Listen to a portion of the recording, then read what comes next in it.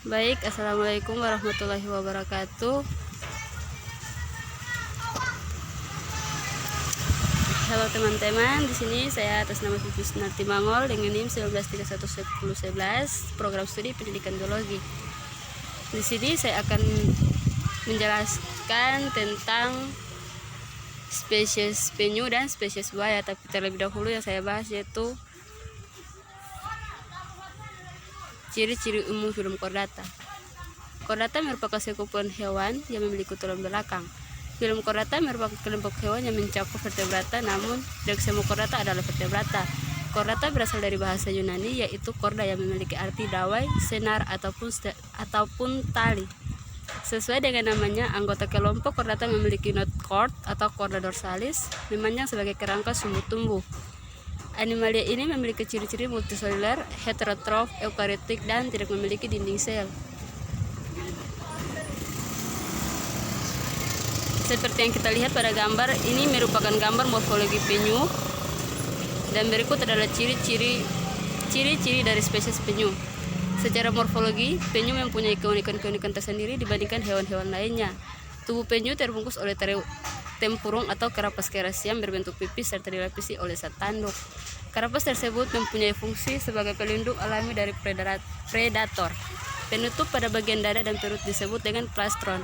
Ciri khas penyu secara morfologis terletak pada terdapatnya sisik inframarginal atau sisik yang menghubungkan antara karapas, plastron, dan terdapat alat gerak berupa flipper. Yang pertama yaitu habitat spesies penyu.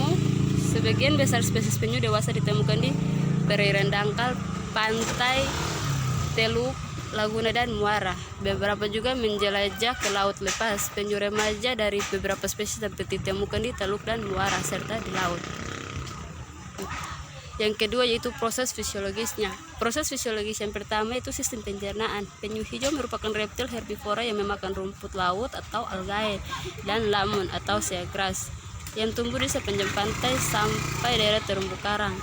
Penyu hijau muncul untuk memakan algae hanya pada beberapa habitat, yaitu pada daerah terumbu karang, sedangkan pada daerah pesisir baik, teluk maupun di estuaria makanan penyu hijau adalah namun kecepatan pencernaan penyu hijau termasuk lambat, di mana setiap hari penyu hijau hanya mengkonsumsi kurang lebih 0,24 sampai dengan 0,33% dari berat tubuhnya.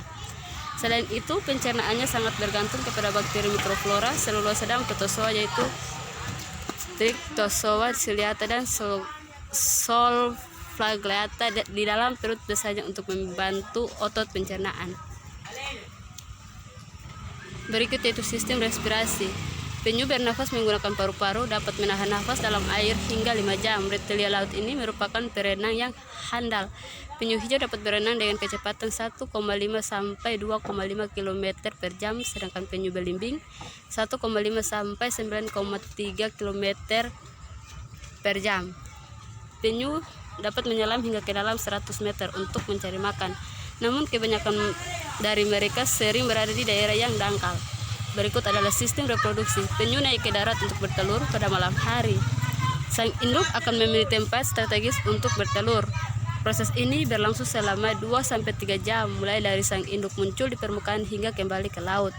Penyu tidak menjaga sarangnya. Setelah proses bertelur selesai, sang induk kembali ke laut membiarkan telur untuk menetas. Penyu sangat sensitif terhadap getaran suara. Mereka dapat melihat dengan baik di dalam maupun di darat. Penyu memiliki kelopak mata yang dapat melindunginya dari sinar matahari. Mereka juga buta warna. Dan yang berikut yaitu sistem ekskresi. Penyu yang hidup di laut memiliki kelenjar ekskresi untuk mengeluarkan garam yang dikandung dalam tubuhnya.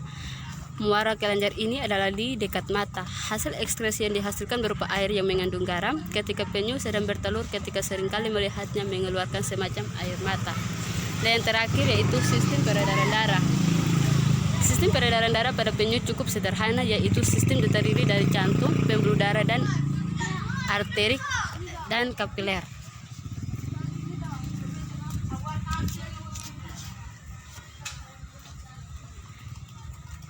Yang ketiga yaitu manfaat spesies penyu. Penyu memiliki peran penting untuk menjaga kesehatan laut di seluruh dunia selama lebih dari 100 juta tahun.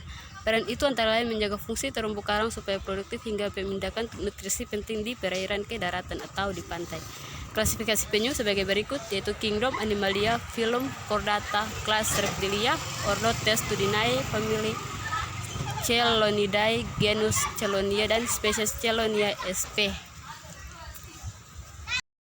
Di sini saya akan melanjutkan pada spesies yang kedua, yaitu buaya, tapi terlebih dahulu saya membahas tentang ciri-ciri umum Phylum Chordata. Chordata merupakan sekumpulan hewan yang memiliki tulang belakang. Phylum Chordata merupakan kelompok hewan yang mencakup vertebrata. Namun, tidak semua chordata adalah vertebrata. Chordata berasal dari bahasa Yunani, yaitu chorda, yang memiliki arti dawai, senar, ataupun tali. Sesuai dengan namanya, anggota kelompok chordata memiliki notochord atau chorda dorsalis, memanjang sebagai kerangka sumbu tubuh. Animalia memiliki ciri-ciri multiseluler, heterotrof, eukariotik, dan tidak memiliki dinding sel.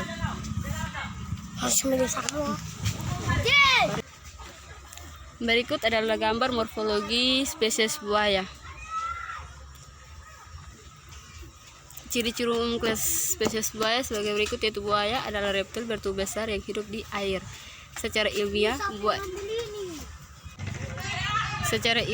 buaya meliputi seluruh spesies anggota suku krokodil, termasuk pula buaya sepit atau Thomas Klegeli. Meski demikian, nama ini dapat pula dikenakan secara longgar untuk menyebut buaya aligator, kaiman, dan gavial, yakni kerabat-kerabat buaya yang berlainan suku. Yang pertama yaitu habitat buaya. Buaya umumnya menghuni habitat perairan tawar seperti sungai, danau, rawa, dan lahan basah lainnya. Namun ada pula yang hidup di air payau seperti buaya muara. Makanan utama buaya adalah hewan-hewan bertulang belakang seperti bangsa ikan, reptil, dan mamalia. Kadang-kadang juga memangsa moluska dan krustasea. Bergantung pada spesiesnya, buaya merupakan hewan purba yang hanya sedikit berubah karena revolusi semenjak zaman dinosaurus. Kedua itu proses fisiologisnya. Proses fisiologis yang pertama itu sistem pencernaan. Saluran pencernaan terdiri dari mulut, kerongkongan, lambung, usus, dan kloaka. Kelenjar pencernaan terdiri dari hati dan pankreas. Hati yang menghasilkan empedu. Di dalam mulut buaya terdapat lidah, gigi, dan kelenjar ludah. Berikut sistem respirasi. Buaya bernafas dengan paru-paru. Udara masuk lewat lubang hidung, kemudian disalurkan ke paru-paru. Ketika buaya masuk ke dalam air, lubang hidung akan tertutup dan air tidak akan masuk ke paru-paru karena tempat hidupnya berbeda. Manusia hidup di darat, sedangkan ikan hidup di air. Berikut sistem ekskresi. Mekanisme ekskresi reptil, ginjal metanefros pada reptil akan menyaring urin yang masuk. Urin pada reptil akan masuk melalui pembuluh-pembuluh yang menuju ke metanefros. Kemudian di sana urin akan disaring.